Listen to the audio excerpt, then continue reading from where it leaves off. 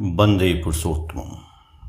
श्री श्री ठाकुर जी के एक भक्त हुए श्री बलदेव प्रसाद मिश्र।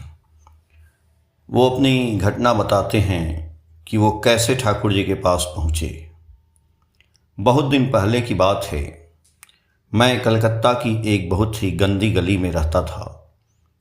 तब मैं पागल की तरह से था।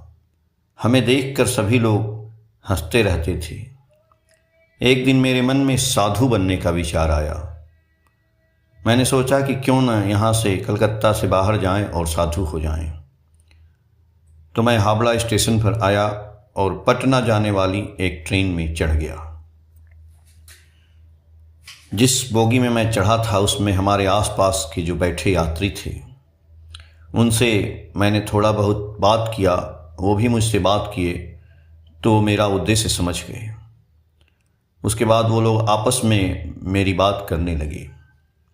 एक आदमी बोला, वो देखो भगवान को खोजने जा रहा है, सोच रहा है साधु बनेंगे, और परम पिता तो पास में ही रहते हैं। यही तो ये नहीं समझता है। मैं तब ये नहीं समझता था कि परम पिता किसे बोलते हैं, इसलिए उनकी बातें मुझे अच्छी नहीं लगीं। वहाँ बैठकर विभिन्न प्रकार की चिंता मन में आने लगी। किंतु जसीडी स्टेशन पहुँचते ही मन में ऐसा विचार आया कि यहाँ उतर जाते हैं और बाबा बैद्यनाथ धाम का दर्शन करने चलते हैं। तब मैंने वहाँ बैठे आदमियों में से किसी को बताया नहीं और मैं जसीडी स्टेशन पर उतर गया। जसीडी से उतरकर पैदल ही देवघर जाने लगा। जाते जाते रास्ते में एक बूढ़ा आदमी मुझे मिला और बोला, ऐ सुनो, देवघर जाने के लिए ये बस है, चलो इस बस से चलते हैं। मैंने बोला चलिए, और मैं बस में बैठ गया।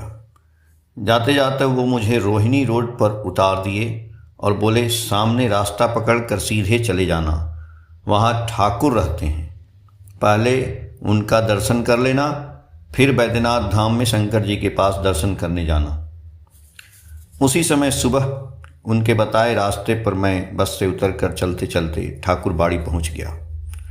श्री श्री ठाकुर जी उस समय बहुत लोगों के साथ बैठे थे।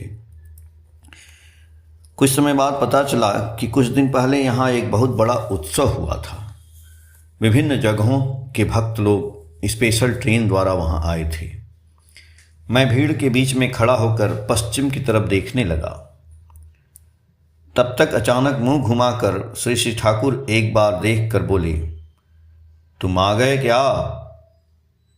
मैं तो कभी यहाँ आया नहीं था, ठाकुर का कभी दर्शन भी नहीं किया था, इसलिए मैं चुप ही रहा।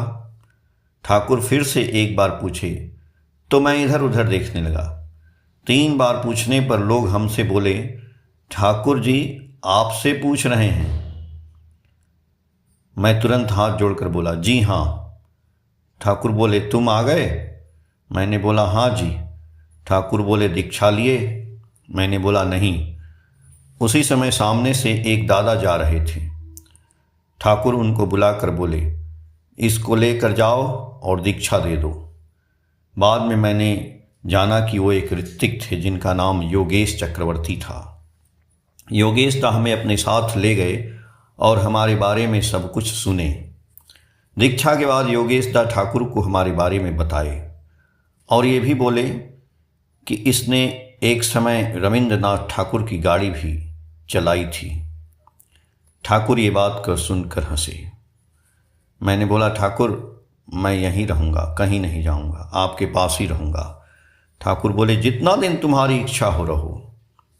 कुछ दिन के बाद मेरे दिमाग में हल्कापन महसूस हुआ। मन में लग रहा था कि मैं सुस्त हो गया हूँ। उसके कई दिनों बाद मैंने ठाकुर से बोला, मैं तो गाड़ी चलाना जानता हूँ, यहाँ भी गाड़ी चला लूँगा। हमारी ये बात सुनकर ठाकुर हाउजर मैंदा से बोले, ये कैसा गाड़ी चलाता है, एक बार ट्राई करके देखिए। मैंने डज गाड़ी को बाहर निकाली और रोहिणी रोड की तरफ डाक बंगला के तरफ ले गया। तब हाउजर मैंदा वापस चलने को बोले। वापस आकर हाउजर मैंदा ने निवेदन किया, ठाकुर इसको क्या ट्राई करें, ये तो एक्सपर्ट है। तब मैं प्रतिदिन आनंद बाजार में खाना खाता था। एक दिन आनंद बाजार के इंचार्ज नगेंदा ने हमसे बोला, आप यहाँ कितना दिन रहोगे? यहाँ रहने के लिए बड़दा से अनुमति लेनी पड़ेगी। मैंने बोला, मैं तो हमेशा नहीं खाता हूँ, अब मैं आज से खाना खाने नहीं आऊँगा। उसी दिन नगेंदा प्रार्थना के बाद शाम को ये बात ठाकुर को बतलाए। नगेंदा के आने पर ठाकुर ने हमसे पूछा, तुम क्या क्या खाना पसंद करते हो? मैंने बोला, मुझे जो मिल जाए मैं वही खा लूँगा, कोई ठीक नहीं है। उसके बाद ठाकुर नगेंदा को बोले, रोज़ सवेरे इससे पूछना कि क्या खाना चाहता है, जो खाना चाहेगा वो बना देना। उस दिन के बाद नगेंदा रोज़ सवेरे खाने के लिए पूछते। 3-4 दिन के बाद नगेंदा हमें प्रणाम किए और बोले, दादा हमसे भूल हो गई थी, आपकी जो बात मैंने ठाकुर को बता दी, मैं आपको तब नहीं जानता था। यहीं रहिए और आपसे जो भी आप खाने को बोलेंगे हम बनाएंगे, इससे हमें कष्ट कम होगा। मैंने बोला, इसके लिए आपको कोई चिंता करने की ज़रूरत नहीं है।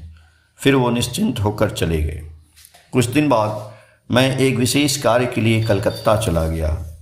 कलकत्ता में मैं कई दिन रह गया। अचानक एक दिन ठाकुर जी का बुलावा आया।